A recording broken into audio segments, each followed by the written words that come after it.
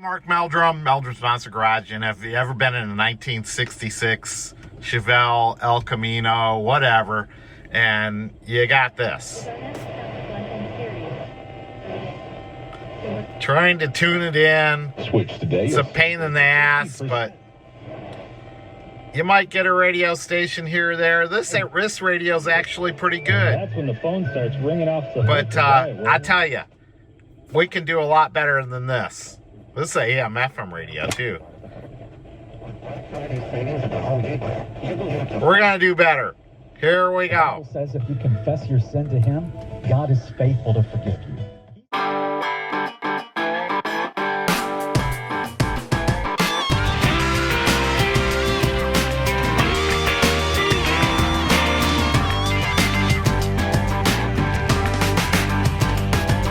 Hey, Mark Meldrum, Meldrum's Monster Garage, and we're out here at Mike working on 66 Chevelles today, and we're going to talk about radios.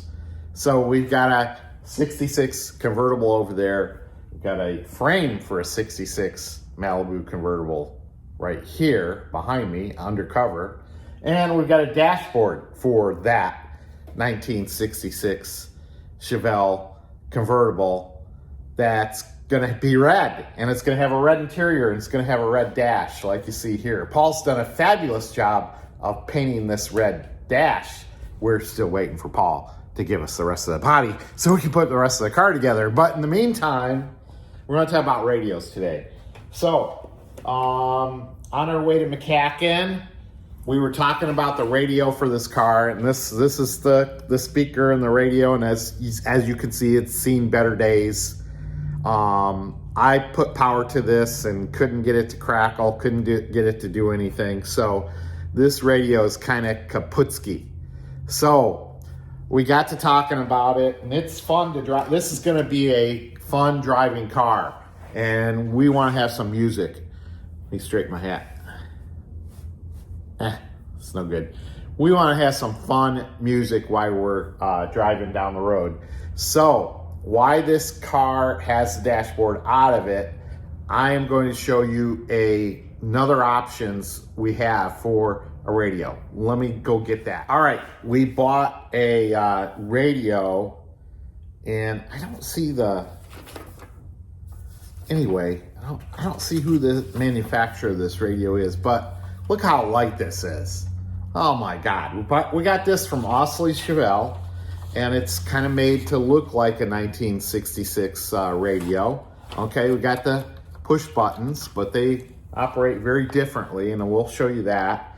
And this is nice because it's AM/FM stereo, plus I've got auxiliary inputs for it, plus I've got a remote control. This is going to be a nice radio.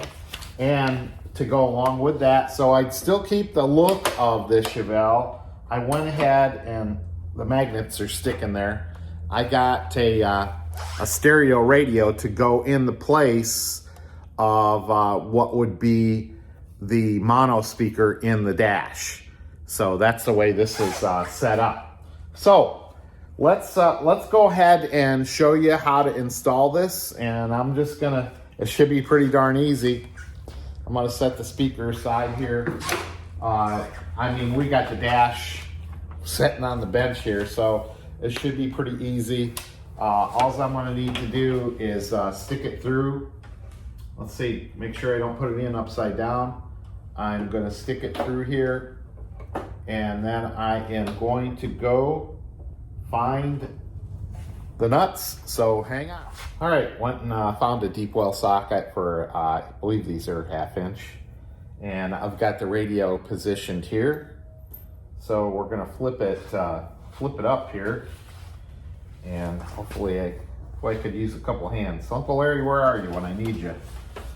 So I'm gonna flip this up a little bit, and I know I'm getting in your way.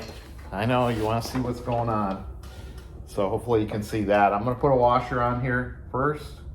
Make sure this is sticking through the excussion. Do you like that fancy word for just a cover? Excussion. I'm gonna put a nut over there. Washer, a nut. Make sure this is pushed on. All right, got the nut started down there. And I don't need this big bulky tool. Ugh. See if we can do this without this.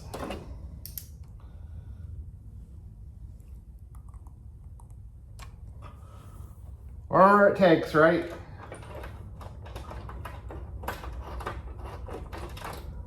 Always hard to get these started because you're down in a blind hole here. I know my back's to you. You can't see what's going on. You're just gonna have to trust me. This is going well, and it never does. Getting that started is just a pain in the butt. Let's see if I can zoom in on this. Boy, you set so nice on there, and then you don't want to start okay. Of course, these are the challenges you'll have building cars. There, did you start, you little monkey? There we go. Of course, you don't want to tighten these up too much because you're going to crack something. So that plastic we're dealing with. So we got that one started. See if this one cooperates.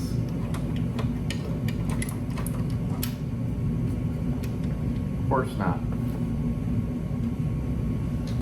Come on, lay in there. Fortunately, I can tilt my dash here. If the dash was in the car already, it'd be a little bit more of a pain in the ass. I can kind of tilt this to get the nut to set on there okay. Come on. Start already. That's why they pay these guys so much an hour. It takes forever to get these nuts started. It's just always something. Always something. All right, there. Now it's feeling a little tighter. Now I'll get my wrench out and give her one little ugga-dugga.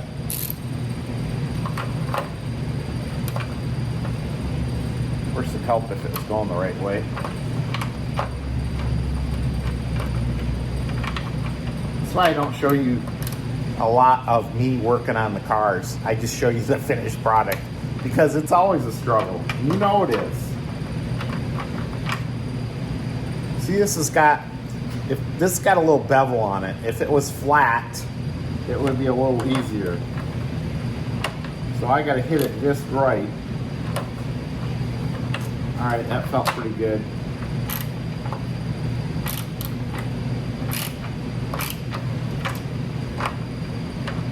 Kind of trying to draw it in even. All right, that's enough of that. Okay, got the radio in there. Can you see it? Looks good. We're gonna go get some knobs now. Okay, the knobs are pretty easy. I don't think it matters which side goes on which, so I've already got one on here, and I mean you're just gonna press these on, and you'll feel they're on. And then these are a little bit of a D shape to them, so we'll get those pressed on here. Let's see here. Try. All right, and it's got like a little digital feel to it. I don't know if you can hear that. And we'll get this one on, and this one. Let's see how this feels. Yeah, it's got a little bit of a digital feel to it. And then as I look here, got your AM, FM switch. There we go, it feels good. And the buttons feel and look like kind of normal buttons.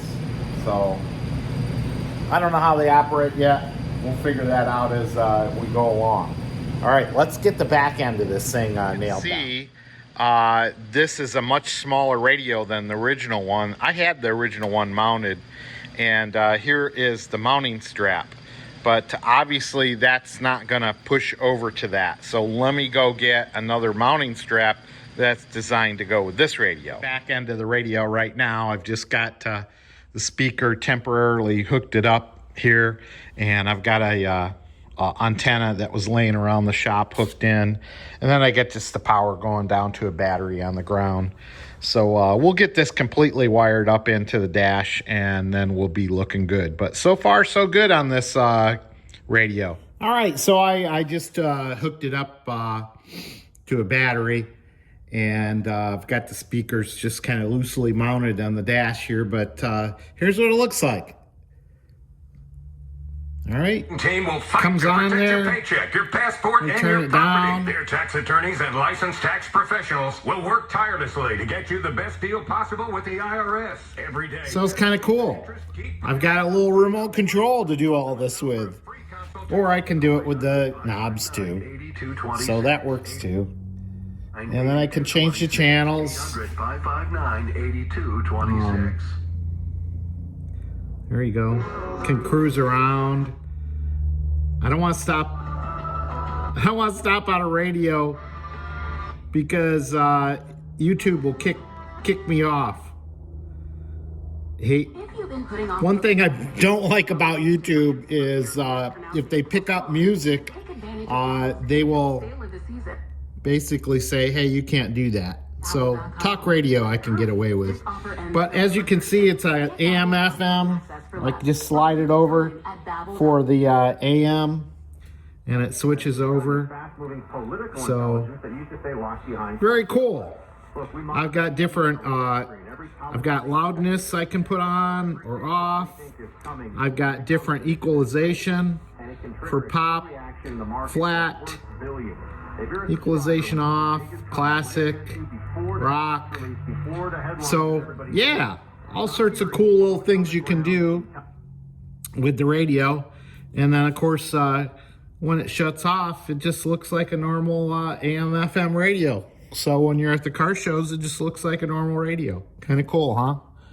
All right, that's it. Mark Meldrum, Meldrum's Monster Garage. I'll show you more on this when I get it completely installed. The speaker came from Vintage Audio Incorporated, Harrison Enterprise, and I went ahead and bought this from Ausley's. And then the owner's manual for the radio shows you how to operate it and how the remote control works and all that good stuff. So pretty comprehensive. Got a wiring diagram on the back, and pretty easy to figure it out.